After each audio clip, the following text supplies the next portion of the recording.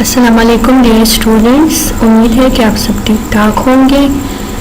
Students, today we discuss chapter number 4, topic cell wall and cell membrane, page 72. Take out your pencil and take out your books. Today we discuss topic cell wall and cell membrane. First of all, we know that what is cell. Previous lecture में मैंने आप लोग को समझाया था कि cell जो है ये basic structural and functional unit है लाइफ का। इंसान की बॉडी जो है वो सेल से बनी है, इनका बेसिक सेल बनाता है। सेल पर मिलके टिश्यूज़ बनाता है, टिश्यूज़ मिलके आर्गन बनाती है, आर्गन सिस्टम, और आर्गन सिस्टम से एक पूरा ऑर्गेनिज्म बनता है। अब सेल जो है ये क्या है, इनके अंदर डिफरेंट ऑर्गेनेलीज मौजूद है जो डिफरेंट फंक्शंस परफॉर्म करती है। तो इस लेक्चर में हम स्टार्ट लेंगे सेल के स्ट्रक्चर के बारे में कि सेल के अंदर कौन कौन सी ऑर्गेनेलीज मौजूद है और इनका फंक्शन क्या है, इनका काम क्या है, ठीक है, क्योंकि सारी ऑर्गेनेलीज मिल के सेल के फंक्शंस में हेल्प करते हैं। फर्स्ट ऑफ ऑल हम पढ़ेंगे सेल वॉल के बारे में और इसके बाद सेल मेम्ब्रेन के बारे में। जी, तो अगर हम अपनी बॉडी को देख लें तो हमारी बॉडी जो है उसको कवर करती है स्किन। अगर स्किन ना होता तो हमारी बॉडी के अंदर जितनी भी वेन्स है, जितनी भी सेल है, ब्लड है, ये सारा एक्सपोज होता, मीन के नज़र आता। तो स्किन जो है ये हमारी बॉडी के इंटरनल पार्ट्स को प्रोटेक्ट करती है, इनकी हिफाजत करती है। तो सेल का जो फर्स्ट लेयर है वो सेल वॉल है। ओके, सेल का फर्स्ट लेयर सेल वॉल है जो सेल को प्रोटेक्ट करती है। Cell wall is present in all bacteria. जितनी भी बैक्टीरिया के सेल्स है तो उसमें सेल वॉल प्रेजेंट है। प्लांट्स में भी सेल वॉल प्रेजेंट है, फंगाई में भी सेल वॉल प्रेजेंट है, और कुछ ऐसे प्रोटिस्ट्स है, मीन्स के अमीबा, पैरामीशियम की बात हो रही है यहाँ पे, उनमें भी सेल वॉल प्रेजेंट है। और अगर हम एनिमल्स की बात करें तो एनिमल्स के सेल का फर्स्ट लेयर सेल मेम्ब्रेन से स्टार्ट होता है, वहाँ पे सेल वॉल प्रेजेंट नहीं होता। It is located outside the plasma membrane, और ये जो है ये लोकेटेड होता है प्लाज्मा मेम्ब्रेन के आउटर साइड की तरफ, मीन्स के सेल का जो बिल्कुल फर्स्ट लेयर है तो वो सेल वॉल्स बनाता है। It provides shape, strength, protection and support to the inner living matter यानी प्रोटोप्लाज्म ऑफ द सेल। अब इसका फंक्शन क्या है कि ये सेल को एक खास शेप देता है, इनको स्ट्रेंथ देता है, मीन के इनको मजबूत रखता है, इनकी हिफाजत करता है। जिस तरह मैंने आप लोग को पहले बताया है ना कि हमारी बॉडी का जो फर्स्ट लेयर है वो स्किन बनाता है। स्किन नहीं होता तो हमारे जितने भी इंटरनल पार्ट्स थे वो एक्सपोज नज़र आते और फिर डैमेज हो जाते, इन पर फोग भी पड़ता, इन पर डिफरेंट बैक्टीरिया डायरेक्ट एक्ट करती है। तो हमारा स्किन है जो हमें बहुत सारी डिजीज से बचाता है। तो सेल का जो फर्स्ट लेयर है तो वो सेल वॉल बनाता है। सेल वॉल इनको प्रोटेक्शन देता है, जिस तरह हमारी बॉडी को स्किन एक खास शेप देता है, इसी तरह सेल वॉल सेल को एक खास शेप देता है। ये सेल का आउटर मोस्ट कवरिंग है, ठीक है। लिविंग मैटर, ये प्रोटोप्लाज्म की बात हो रही है, इनको साइटोप्लाज्म भी कहा जाता है। ये सेल का फ्लूइड पार्ट है, वाटरी पार्ट है, और जितनी भी ऑर्गेनेलीज है ये इसी फ्लूइड यानी वाटरी पार्ट में सस्पेंडेड होते हैं, ठीक है, फ्लोटिंग करते हैं। सेल एम्प्टी चैम्बर है, पर इसमें प्रोटोप्लाज्म है यानी फ्लूइड है, लेकिन ये फ्लूइड जो है ये बहुत ज़्यादा विस्कस है, गाढ़ा है। तो सारे ऑर्गेनेलीज को इसने अपनी जगह पे फिक्स किया है। जिस तरह हनी को देख ले या वाटर को देख ले तो वाटर इतना गाढ़ा नहीं होता, हनी बहुत ज़्यादा विस्कस होता है, गाढ़ा होता है। जब आप लोग उसमें कोई चीज़ डाल देते हैं तो वो वहाँ पे फिक्स होती है, ठीक है, फ्लो नहीं करती। तो ये प्रोटोप्लाज्म जो सेल के अंदर मौजूद है ये बहुत ज़्यादा विस्कस है, और जितनी भी ऑर्गेनेलीज है उसको अपनी जगह पे फिक्स किया है। यहाँ पे आप लोग स्लाइड में देख सकते हैं कि सेल का बिल्कुल आउटर कवरिंग जो है ये सेल वॉल से बना है, ठीक है। ये आप लोग को जो ग्रीन सा नजर आ रहा है फर्स्ट लेयर ऑफ सेल, ये सेल वॉल है। कुछ ऐसे ऑर्गेनिज्म है उनमें सेल वॉल प्रेजेंट होता है, कुछ ऐसे ऑर्गेनिज्म है जिनमें नहीं होता प्रेजेंट, जिस तरह प्लांट के सेल में सेल वॉल प्रेजेंट नहीं होता। फिर इसके बाद ये सेल मेम्ब्रेन स्टार्ट हो जाती है, इनको नेक्स्ट स्लाइड में डिस्कस करेंगे। ये यहाँ पे न्यूक्लियस है, ये वैक्यूल है, क्लोरोप्लास्ट है, माइटोकॉन्ड्रिया है, इनको डिटेल से स्टडी करेंगे। लेकिन यहाँ पर आप लोगों ने समझना है सेल वॉल को। Cell wall is the first layer of cell.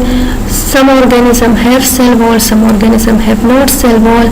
Cell wall gives proper shape, strength and protection to the cell. Okay, अब हम नेक्स्ट स्लाइड में सेल वॉल की थिकनेस के बारे में पढ़ेंगे। Thickness of cell wall varies from cell to cell, means के सारे सेल का सेल वॉल का जो थिकनेस है वो सेम नहीं होता, वेरी करता है, डिफरेंट होता है। बैक्टीरिया के सेल वॉल का अपना थिकनेस होता है, प्लांट के सेल वॉल का अपना थिकनेस होता है।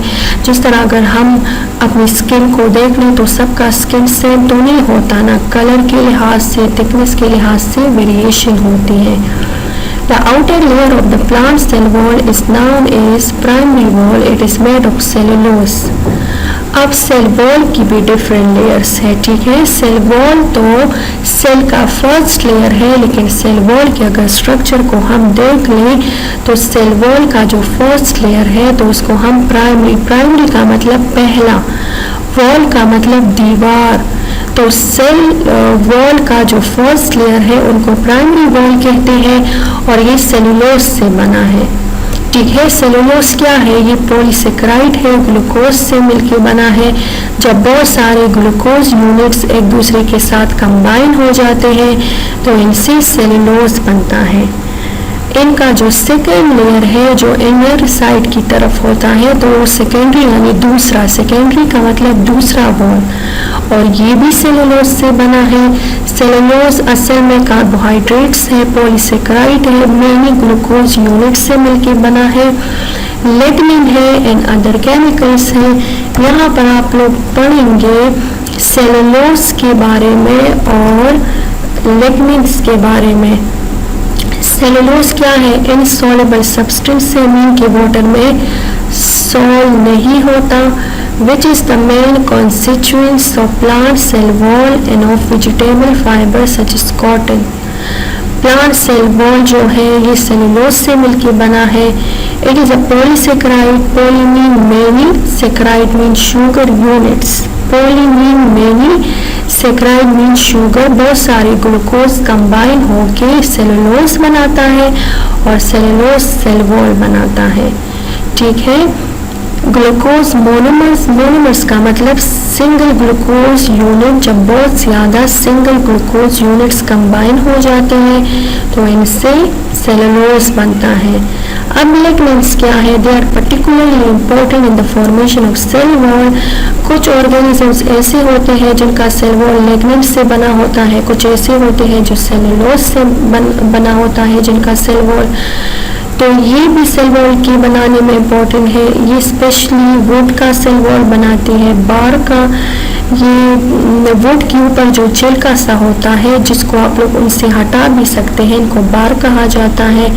Dealing rigidity and do not rote, इसलिए बहुत ज़्यादा सख्त होता है ये लिग्निन्स। ये वुड के सेल का सेल वॉल बनाती हैं। बहुत ज़्यादा रिजिड होता है, सख्त होता है और ये आसानी से रोट नहीं होता।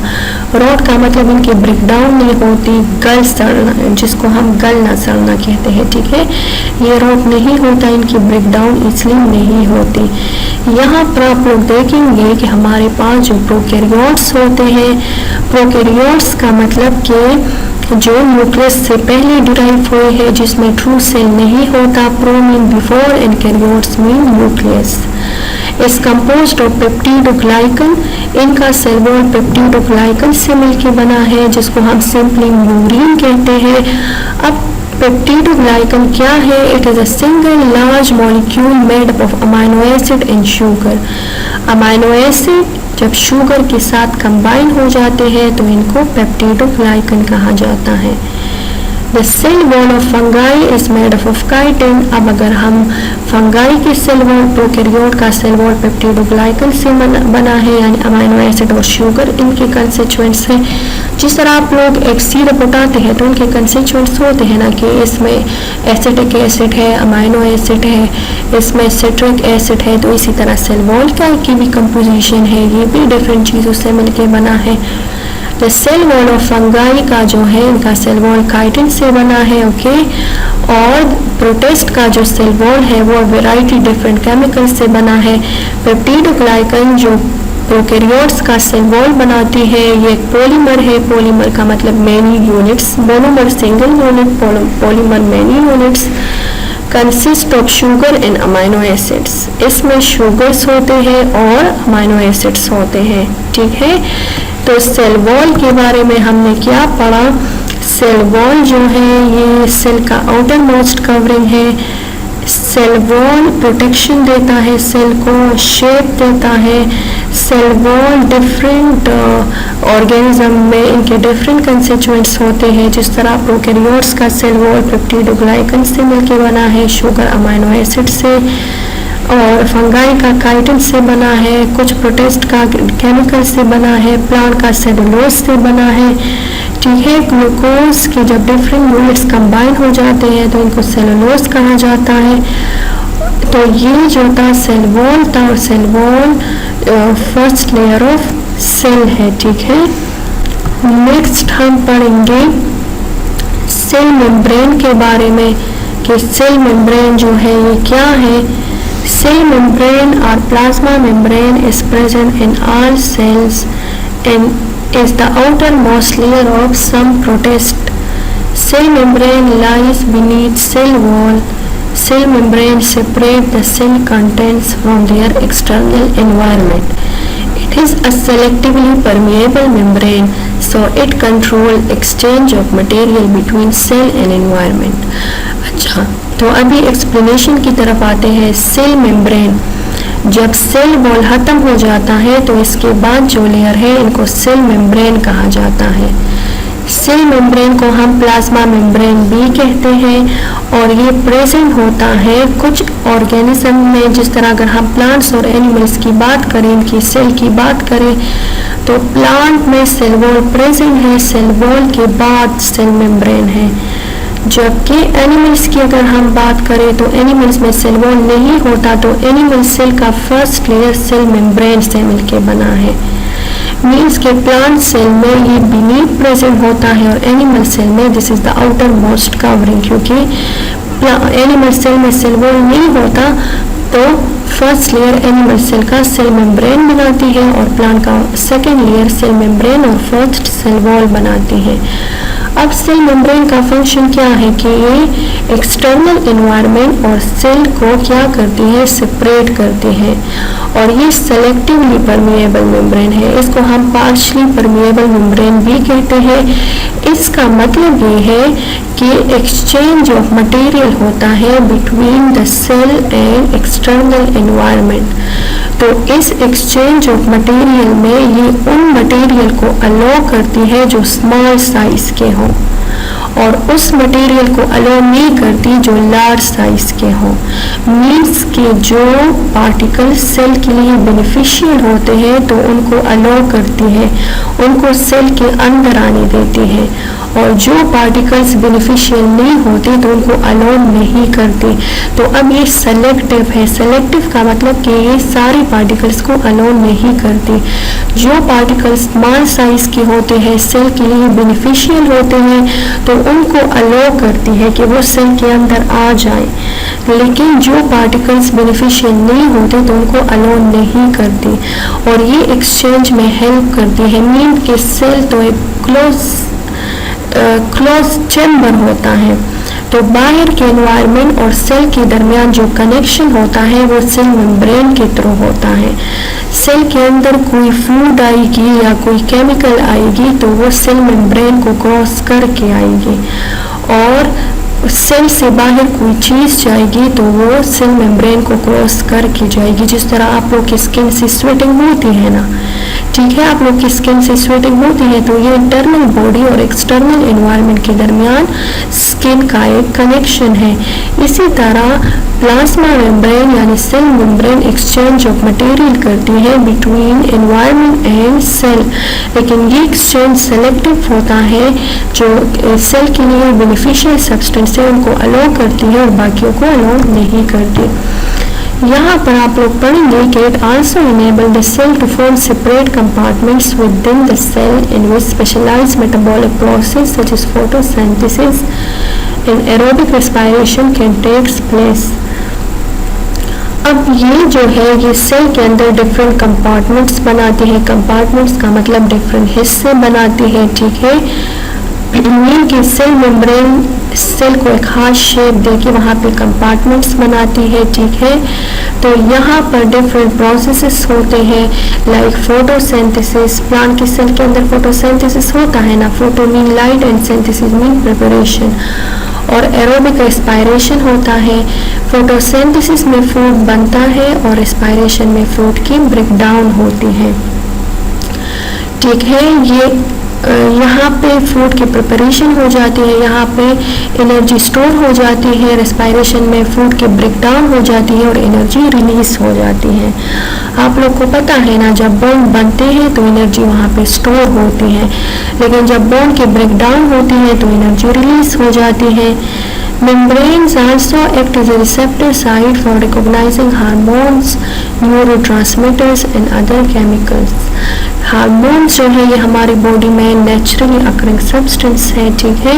हार्मोन्स डिफरेंट फंक्शंस करते हैं, ग्रोथ करते हैं। ये जो आप लोग की वॉइस ऑर्गेनिज्म की वॉइस में चेंज आता है, ठीक है, आहिस्ता आहिस्ता से उनकी ग्रोथ होती है। This is due to different hormones, ठीक है। न्यूरोट्रांसमीटर का मतलब ये ब्रेन और डिफरेंट ऑर्गन के दरमियान कनेक्शन है, ठीक है।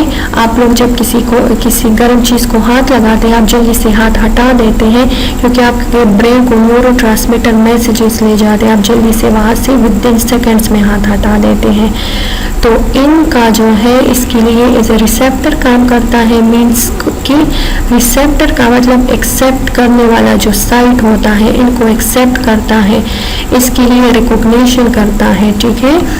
नेक्स्ट जो है यहाँ पे फर्स्ट ऑफ ऑल एक साइंटिफिक इंफॉर्मेशन है, लेकिन चलिए ये लास्ट में डिस्कस करेंगे। सेल मेम्ब्रेन के बारे में स्टिंगर और निकोलसन ने एक मॉडल दिया था जिसको फ्लूइड मोज़ेक मॉडल कहते हैं। ये दो साइंटिस्ट थे, इस लोगों ने फ्लूइड मोज़ेक मॉडल दिया था। अभी मैं आप लोग को नेक्स्ट स्लाइड में बिल्कुल पिक्चर से क्लियर करवाऊंगी। Which is the most acceptable model? According to this model, cell membrane consists of a lipid bilayer in which protein molecule float about while some stay embedded in the bilayer. Carbohydrates molecule are joined with protein in the form of glycoproteins or with lipids in the form of glycolipids। Diagram से आप लोग को मैं समझाती हूँ। Fluid mosaic model जो था वो सिंगर और निकोलसन ने दिया था, और फ्लूइड मोज़ेक मॉडल के मुताबिक जो सेल मेम्ब्रेन है इसमें दो लिपिड के लेयर्स होते हैं। एक ये लिपिड लेयर है, कर्सर को आप लोग देख लें, एक रेड ये लिपिड लेयर है और एक ये लेयर है, तो ये लिपिड बाई लेयर यानी टू लेयर है और इनके दरमियान प्रोटीन्स मौजूद है, यानी ये एक सैंडविच की तरह है। दो लिपिड बाई लेयर ने प्रोटीन को सैंडविच की तरह घेरा हुआ है। यहाँ पे ग्लाइकोलिपिड्स मौजूद है। ग्लूकोज जब लिपिड के साथ कंबाइन होते हैं तो इनसे एक कॉम्प्लेक्स बनता है ग्लाइकोलिपिड्स। ये आउटसाइड है सेल का और ये इनसाइड है सेल का, और ये सेल मेम्ब्रेन है। तो अब आप लोग को मैंने कहा था कि ये सेलेक्टिवली परमिएबल मेम्ब्रेन है, ये मॉलिक्यूल्स की एक्सचेंज करती है inside and outside of the cell. तो असल में यहाँ पे ग्लाइकोप्रोटीन्स मौजूद होते हैं, ग्लूकोज प्रोटीन कम्बिनेशन से ग्लाइकोप्रोटीन्स बनते हैं। तो ये एक गेट होता है, ये जो है सेल मेम्ब्रेन में गेट होता है। तो जब मॉलिक्यूल्स का साइज छोटा होता है और ये बेनिफिशियल होते हैं सेल के लिए, तो ये बाहर का इन्वायरमेंट है, तो ये गेट ओपन हो जाता है, मॉलिक्यूल एंट्री करके अंदर आ जाते हैं। लेकिन जब मॉलिक्यूल्स का साइज ज़्यादा हो या वो सेल के लिए हार्मफुल होता है, तो फिर ये गेट क्लोज होता है। अभी तो ये आप लोग को ओपन दिखाया है, तो ये गेट क्लोज होता है और ये मटेरियल को अंदर आने नहीं देता। यहाँ पे ये जो पर्पल कलर के आप लोग को नज़र आ रहे हैं, ये कोलेस्ट्रॉल है, ये ग्लाइकोप्रोटीन है, ये गेट कैरियर्स भी ग्लाइकोप्रोटीन से मिलके बने हैं। तो ये फ्लूइड मोज़ेक मॉडल है कि 2 लिपिड लेयर्स है, इनके अंदर प्रोटीन जो है वो सैंडविच हुआ है, ये ग्लाइकोलिपिड्स है, इसके अलावा ये ग्लाइकोप्रोटीन है। तो जब मटेरियल बेनिफिशियल होते हैं तो ग्लाइकोप्रोटीन का ये दरवाज़ा खुल जाता है, इसलिए प्लाज्मा मेम्ब्रेन को हम कहते हैं कि ये सेलेक्टिवली परमिएबल मेम्ब्रेन है। तो ये फ्लूइड मोज़ेक मॉडल था। साइंटिफिक इंफॉर्मेशन में आप लोग के लिए है कि जो eukaryote cell contain many organelles like mitochondria, chloroplast, Golgi apparatus and endoplasmic reticulum are also bounded by cell membrane. Models have been presented to understand the structure of cell membrane. Eukaryote जो है means कि ये वो organisms है जो after nucleus discover हुए हैं, ठीक है। तो जितनी भी यूकैरियोट्स है तो उसमें ऑर्गेनीज ये सारे प्रेजेंट होते हैं और सेल मेम्ब्रेन भी इसमें बिल्कुल प्रॉपर होता है। जिस तरह प्रोकैरियोट्स की अगर हम बात करें तो प्रोकैरियोट्स में इतना जो है वो वेल डिवेलप सेल नहीं होता, वहाँ पे ऑर्गेनीज इतने प्रॉपर नहीं होते। यूकैरियोट्स में सारे ऑर्गेनीज मौजूद होते हैं। ये सेकेंड नंबर साइंटिफिक इंफॉर्मेशन है। Electron microscope reveals that in primary and secondary cell wall the cellulose fibre are present in a criss cross manner which provide rigidity. हमारे पास 2 तरह के सेल हैं, एक प्रोकैरियोट्स है, एक यूकैरियोट्स है। प्रोकैरियोट्स में वेल डेवलप ऑर्गेनीज नहीं होते, जिस तरह पहले साइंटिफिक इंफॉर्मेशन में हमने पढ़ लिया। यूकैरियोट्स में बिल्कुल प्रॉपर ऑर्गेनीज प्रेजेंट होते हैं। तो अगर हम माइक्रोस्कोपिक स्टडी कर लें तो सेल वॉल का जो प्राइमरी और सेकेंडरी यानी फर्स्ट और सेकेंड लेयर है, ठीक है, तो इसमें जो सेलुलोज फाइबर है मीन्स कि ये सेलुलोज से मिलकर बना है, तो इसके जो सेलुलोज फाइबर है वो ऐसे क्रिस क्रॉस अरेंज होते हैं, मीन के ऐसे एक दूसरे में बिल्कुल कंजेस्टेड क्रिस क्रॉस अरेंज होते हैं। तो ये सेल को रिजिडिटी प्रोवाइड करती है, मीन कि इनको सख्त बनाती है। और सेल वॉल का रिजिड होना इसलिए ज़रूरी है क्योंकि ये सेल का फर्स्ट लेयर है, तो ये बाकी सेल के जितने भी ऑर्गेनेलीज हैं उनको प्रोटेक्ट करती है, मीन कि कोई भी चीज़ बैक्टीरिया इन पे हमला कर ले तो इतना रिजिड सख्त होता है कि ये सेल को प्रोटेक्ट करती है। दूसरी बात, cell membrane selectively permeable membrane है, तो वो भी प्रोटेक्शन में काफ़ी हेल्प करती है। जी, तो इस लेक्चर में हमने 2 ऑर्गेनेलीज के बारे में पढ़ा, ठीक है। समरी को सुन ले आप लोग। सेल मेम्ब्रेन और cell wall. Cell wall cell का फर्स्ट लेयर है, ये सेल को प्रोटेक्ट करती है, इनको एक हार्ट शेप देती है, जिस तरह हमारा स्किन हमें एक हार्ट शेप देता है। सेल वॉल का अगर हम स्ट्रक्चर देख लें तो इसमें प्राइमरी और सेकेंडरी लेयर है। प्राइमरी लेयर और सेकेंडरी लेयर सेलुलोज से बना है। अब सेलुलोज क्या है? जब मुख्तलिफ ग्लूकोज यूनिट कंबाइन हो जाते हैं तो इनसे सेलुलोज बनता है। डिफरेंट ऑर्गेनिज्म का सेल वॉल इनका कंस्टिट्यूएंट डिफरेंट होता है, थिकनेस भी डिफरेंट होती है। बैक्टीरिया का सेल वॉल, प्रोकैरियोट्स का सेल वॉल पेप्टिडोग्लाइकन से बना है। पेप्टिडोग्लाइकन एक कॉम्प्लेक्स कंपाउंड है, अमाइनो एसिड और ग्लूकोज से मिलकर बना है। प्लांट का जो सेल वॉल है वो सेलुलोज से बना है, फंगाई का काइटिन से मिलकर बना है, ठीक है। फिर अगर हम बात करें सेल मेम्ब्रेन की तो सेल मेम्ब्रेन सेकेंड लेयर है। प्लांट्स में सेल वॉल मौजूद होता है, एनिमल्स में मौजूद नहीं होता। तो प्लांट का जो फर्स्ट लेयर है वो सेल वॉल बनाती है, फिर इसके बाद सेल मेम्ब्रेन होता है, और एनिमल का फर्स्ट लेयर सेल मेम्ब्रेन बनाती है, ओके। तो सेल मेम्ब्रेन जो है ये सेलेक्टिवली परमिएबल मेम्ब्रेन है, यानी ये उन मॉलिक्यूल को अलो करती है जो सेल के लिए बेनिफिशियल होते हैं, उन मॉलिक्यूल को अलो नहीं करती जो हार्मफुल होते हैं। ओके, तो ये सेलेक्टिवली परमिएबल मेम्ब्रेन है। यहाँ पे रेस्पायरेशन होती है, डिफरेंट प्रोसेसेस होते हैं, फोटोसिंथेसिस होती है सेल के अंदर, यहाँ पे एक्सचेंज ऑफ मटेरियल होते हैं। फोटोसिंथेसिस कैसी होती है कि ये सेल है और ये आउटसाइड है, तो जब कार्बन डाइऑक्साइड और वाटर सेल के अंदर एंट्री करेंगी तब भी फोटोसिंथेसिस होगा, क्योंकि फोटोसिंथेसिस के लिए जो रॉ मटेरियल है वो कार्बन डाइऑक्साइड है, वाटर है और एंट्री ऑफ लाइट है। तो ये गेटवे ओपन होगी, वाटर मॉलिक्यूल को अलो करेगी, कार्बन डाइऑक्साइड को अलो करेगी, तो सेल के अंदर, प्लांट सेल के अंदर प्लास्टिड मौजूद है, तो वहाँ पे फोटोसिंथेसिस का प्रोसेस हो जाएगा।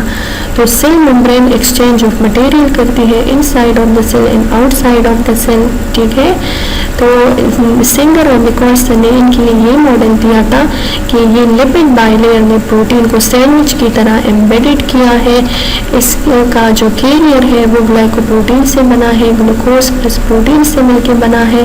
तो ये तो था सेल मेम्ब्रेन और सेल वॉल, जो सेल का बिल्कुल फर्स्ट लेयर है। कुछ ऑर्गेनिज्म, जिस तरह अगर हम एनिमल्स की बात करें तो उनका फर्स्ट लेयर सेल मेम्ब्रेन है, और अगर हम प्लांट्स की बात करें तो फर्स्ट लेयर सेल वॉल, इसके बाद सेल मेम्ब्रेन। तो नेक्स्ट ऑर्गेनिज्म इंशाल्लाह नेक्स्ट लेक्चर में पढ़ेंगे। See you.